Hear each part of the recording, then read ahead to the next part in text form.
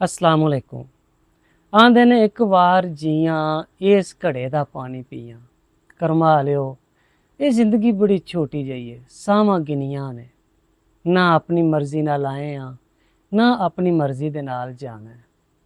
आउण दी वारी ते हुंदी है पर जान दा पता कोई नहीं कदों बुलावा आ जाए। एक टाइम आना है कि हम ना होंगे कोई हम सा होगा। अज तक अरबां खरबां लोग टुर गए, टुर असां भी जाना है।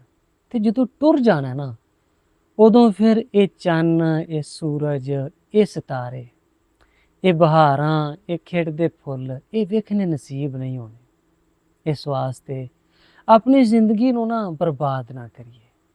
नफरत विच, दुश्मनियां विच, नशियां विच, किसे ते जुल्म करके या किसे दा सकून बर्बाद करके। क्योंकि ਜਿਹੜੇ ਲੋਕ ਦੂਜਿਆਂ ਦਾ ਸਕੂਨ ਬਰਬਾਦ ਕਰਦੇ ਨੇ ਨਾ, ਉਹਨਾਂ ਤੋਂ ਵੀ ਖੁਸ਼ੀਆਂ ਜਿਹੜੀਆਂ ਨੇ ਰੁੱਸ ਜਾਂਦੀਆਂ ਨੇ। ਤੇ ਦੂਜਾ ਕੰਮ ਇਹ ਕਰੀਏ ਕਿ ਆਪਣੀਆਂ ਜਾਇਜ਼ ਖਾਹਿਸ਼ਾਂ ਨੂੰ ਮਾਰ ਕੇ ਦੱਬ ਕੇ ਨਾ ਜੀਵੀਏ। ਜਾਇਜ਼ ਖਾਹਿਸ਼ਾਂ ਹੋ ਸਕੇ ਤੇ ਪੂਰੀਆਂ ਜ਼ਰੂਰ ਕਰੀਏ। ਅੱਲਾਹ ਤਾਲਾ ਨੇ ਜੇ ਨੇਮਤਾਂ ਦਿੱਤੀਆਂ ਨੇ, ਚੰਗਾ ਖਾਈਏ, ਚੰਗਾ ਹੰਡਾਈਏ।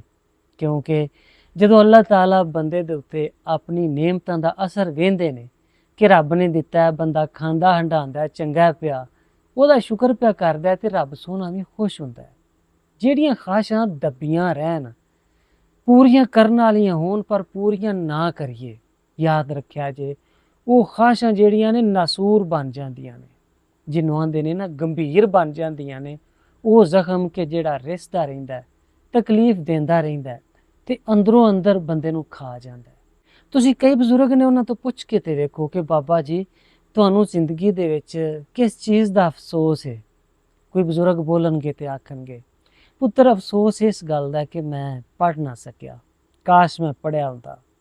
ਕਿਸੇ ਤੋਂ ਪੁੱਛੋਗੇ ਤੇ ਆਖਣਗੇ ਪੁੱਤਰ ਮੇਰਾ ਬੜਾ ਦਿਲ ਕਰਦਾ ਸੀ ਬਾਹਰ ਦੇ ਮੁਲਕ ਜਾਣ ਤੇ, ਪਰ ਮੈਂ ਨਾ ਉਹ ਟਾਈਮ ਗੁਆ ਬੈਠਾ, ਕਾਸ਼ ਮੈਂ ਬਾਹਰ ਦੇ ਮੁਲਕ ਗਿਆ ਹੁੰਦਾ, ਨਵੀਂ ਦੁਨੀਆ ਵੇਂਦਾ, ਕਮਾਈਆਂ ਕਰਦਾ।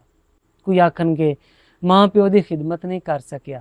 ਕੋਈ ਆਖਣਗੇ ਆਪਣੇ ਅੱਬੇ ਹੋਰਾਂ ਨੂੰ ਘੁੱਟ ਕੇ ਆਪਣੇ ਸੀਨੇ ਨਾਲ ਨਹੀਂ ਲਾ ਸਕਿਆ। ਕੋਈ ਆਖਣਗੇ ਕਿ ਮੈਂ ਆਪਣਾ ਖਿਆਲ ਨਹੀਂ ਰੱਖ ਸਕਿਆ। ਸਾਰਿਆਂ ਦੇ ਖਿਆਲ ਰੱਖਿਆ, ਭੈਣ ਭਰਾਵਾਂ ਦਾ ਖਿਆਲ ਰੱਖਿਆ, ਧੀਆਂ ਪੁੱਤਰਾਂ ਦਾ ਖਿਆਲ ਰੱਖਿਆ, ਪਰ ਨਾ ਮੇਰਾ ਬੱਚਾ ਮੈਂ ਆਪਣਾ ਖਿਆਲ ਨਹੀਂ ਰੱਖ ਸਕਿਆ। ਯਾਨੀ ਬਹੁਤ ਸਾਰੀਆਂ ਹਸਰਤਾਂ, ਬਹੁਤ ਸਾਰੀਆਂ ਜਾਇਜ਼ ਖਾਹਿਸ਼ਾਂ ਦਿਲ 'ਚ ਦੱਬੀਆਂ ਹੋਣ ਦੀਆਂ ਤੇ ਕਈ ਪਛਤਾਵੇ ਜਿਹੜੇ ਨੇ ਨਾ ਉਹਨਾਂ ਪਾਲੇ ਹੋਣ ਦੇ।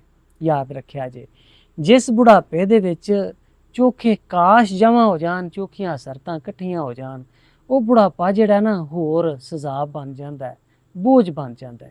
ਇੱਕ ਮੌਲਵੀ ਸਾਹਿਬ ਜਨਾਜ਼ਾ ਪੜ੍ਹਾਉਣ ਲੱਗੇ, ਮਈਅਤ ਸਾਹਮਣੇ ਪਈ ਹੈ ਤੇ ਜਿਹੜੇ ਜਨਾਜ਼ਾ ਪੜ੍ਹਨ ਵਾਲੇ ਨੇ ਨਾ, ਉਹਨਾਂ ਤੋਂ ਮੌਲਵੀ ਨੇ ਪੁੱਛਿਆ ਬਈ ਭਰਾਓ ਮੈਨੂੰ ਇੱਕ ਗੱਲ ਤੇ ਦੱਸੋ, ਇਹ ਦੱਸੋ ਕਿ ਇਹ ਜਿਸ ਭਰਾ ਦਾ ਅਸੀਂ ਜਨਾਜ਼ਾ ਪੜ੍ਹਾਉਣ ਲੱਗੇ ਹਾਂ, ਇਹਨੂੰ ਅਗਰ ਦੁਬਾਰਾ ਦੁਨੀਆ ਤੇ ਆਉਣ ਦਾ ਮੌਕਾ ਮਿਲੇ ਤੇ ਇਹ ਦੱਸੋ ਕਿ ਇਹ ਦੁਨੀਆ ਤੇ ਆ ਕੇ ਫੇਰ ਕੀ ਕਰੇਗਾ।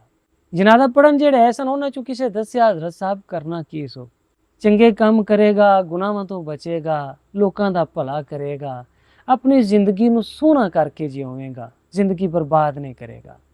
ਮੌਲਵੀ ਸਾਹਿਬ ਆਖਣ ਲੱਗੇ ਬੰਦੇ ਹੋ ਅੱਲਾ ਦਿਓ, ਇਹ ਜਿਹੜੇ ਦੁਨੀਆ ਤੋਂ ਟੁਰ ਗਏ ਨੇ, ਇਹ ਕਬਰਾਂ ਦੇ ਵਾਸੀ ਜਿਸ ਮੌਕੇ ਦੀ ਇਹ ਅੱਜ ਹਸਰਤ ਕਰਦੇ ਨੇ ਨਾ ਪੈ, ਉਹ ਮੌਕਾ ਸਾਨੂੰ ਮੁਯੱਸਰ ਹੈ। ਅਸੀਂ ਗੁਨਾਹਾਂ ਤੋਂ ਬਚੀਏ, ਨੇਕੀ ਕਰੀਏ ਤੇ ਜ਼ਿੰਦਗੀ ਬਰਬਾਦ ਨਾ ਕਰੀਏ।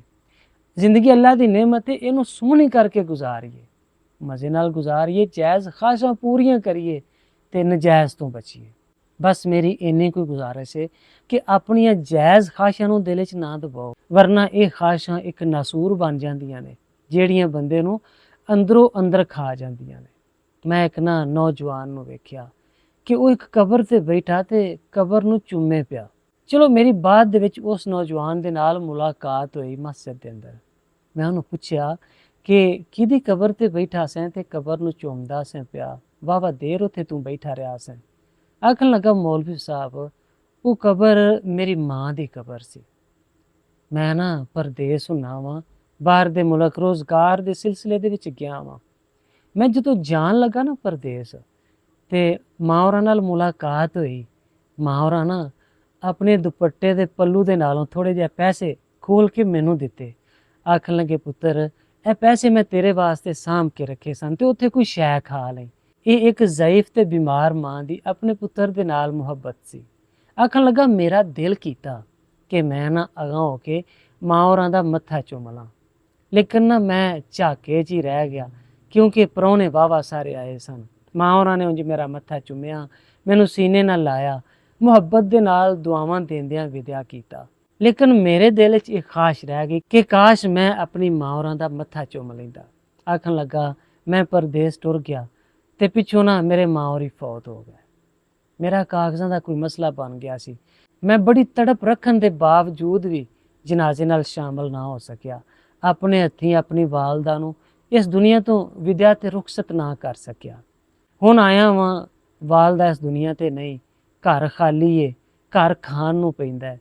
ਮਾਂ ਦੀ ਕਬਰ ਤੇ ਆਉਣਾ, ਬਾਰ-ਬਾਰ ਆਉਣਾ ਵਾ, ਤੇ ਉਹ ਜਿਹੜੀ ਦਿਲ ਦੇ ਵਿੱਚ ਜਾਣ ਲੱਗਿਆ ਖਾਸ਼ ਦੱਬੀ ਸੀ ਨਾ ਕਿ ਕਾਸ਼ ਮੈਂ ਆਪਣੀ ਵਾਲਦਾ ਦਾ ਮੱਥਾ ਚੁੰਮ ਲੈਂਦਾ, ਮੈਂ ਆਪਣੀ ਵਾਲਦਾ ਦਾ ਮੂੰਹ ਚੁੰਮ ਲੈਂਦਾ। ਉਹ ਖਾਸ਼ ਮੇਰਾ ਇੱਕ ਪਛਤਾਵਾ ਬਣ ਗਈ ਹੈ। ਕਬਰਸਤਾਨ 'ਚ ਆ ਕੇ ਵਾਲਦਾ ਦੀ ਕਬਰ ਤੇ ਰੱਜ-ਰੱਜ ਦੁਆਵਾਂ ਕਰਨਾ, ਮਾਂ ਦੀ ਕਬਰ ਨੂੰ ਕਈ ਵਾਰ ਚੁੰਮਣਾ ਵਾ, ਤੇ ਉਹ ਠੰਡ ਜਿਹੜੀ ਮਾਂ ਦਾ ਮੱਥਾ ਚੁੰਮਿਆ ਪੈਣੀ ਸੀ, ਕਬਰ ਨੂੰ ਚੁੰਮਿਆ ਤੇ ਨਹੀਂ ਨਾ ਪੈਂਦੀ। ਇਹ ਮੇਰੀ ਖਾਸ਼ ਇੱਕ ਪਛਤਾਵਾ ਬਣ ਗਈ ਹੈ। ਕਰਮਾ ਲਿਓ, ਮੇਰਾ ਅੱਜ ਦਾ ਬਸ ਇਹੀ ਪੈਗਾਮ ਹੈ, ਆਪਣੀਆਂ ਜਾਇਜ਼ ਖਾਸ਼ਾਂ ਜ਼ਰੂਰ ਪੂਰੀਆਂ ਕਰਿਆ ਕਰੋ।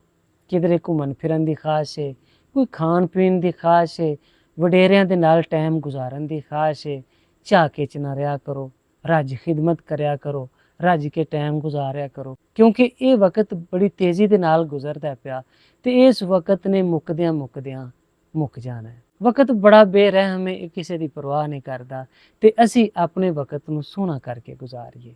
ਮੇਰੀ ਦੁਆ ਹੈ ਕਿ ਅੱਲਾਹ ਤਾਲਾ ਤੁਹਾਡੀਆਂ ਖੁਸ਼ੀਆਂ ਦੀ ਹਿਫਾਜ਼ਤ ਕਰੇ, ਸਭ ਦੇ ਦਿਲਾਂ ਨੂੰ ਸਕੂਨ ਅਤਾ ਫਰਮਾਏ। ਹੱਸਦੇ ਵਾਸਤੇ ਰਹੋ, ਸ਼ਾਦ ਆਬਾਦ ਰਹੋ, ਅੱਲਾਹ ਸੁਖੀ ਰੱਖੇ। अस्सलाम वालेकुम।